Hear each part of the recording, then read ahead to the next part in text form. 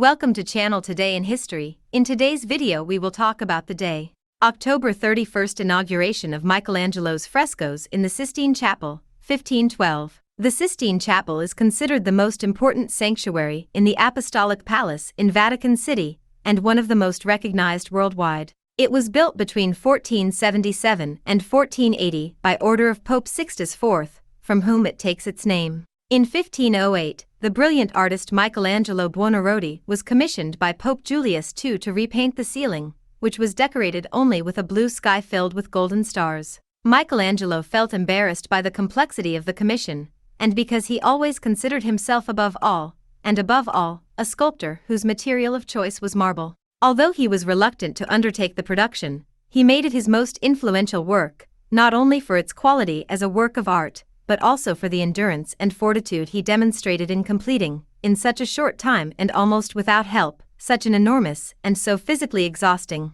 The work began on April 10, 1508, and continued until its inauguration, on October 31, 1512. The area that the artist painted corresponds to the chapel's barrel vault, where he recreated a work inspired by a Neoplatonic interpretation, which represented 9 scenes from Genesis. These images became Michelangelo's most important work, and came to symbolize the Renaissance itself. To reach the ceiling, he needed an adequate support, which gave rise to several proposals and discussions, until the Pope stipulated that the painter himself would have to design and execute the work. He created a platform of wooden boards supported on supports fixed in holes in the walls, above the windows, and stood on this scaffolding while he painted. Michelangelo used bright colors, easy to see for those on the ground. Originally he was only charged with painting the figures of the 12 apostles, but he refused to do so the Pope allowed him to draw whatever he wanted. By the time he finished the work, he had painted over 300 pictures, which depicted creation,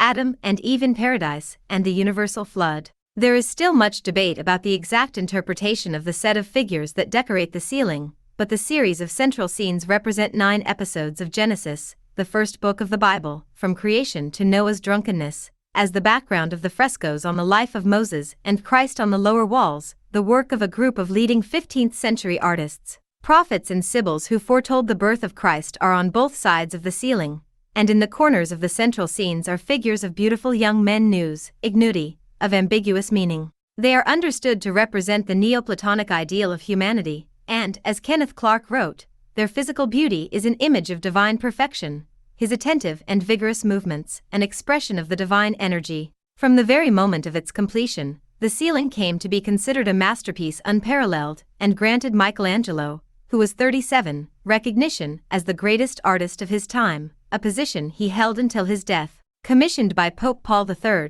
Michelangelo also painted the Last Judgment on the altar wall, a work that began in 1536, and was inaugurated on October 31, 1541, coinciding with the 29th anniversary of the inauguration of the Sistine Chapel ceiling.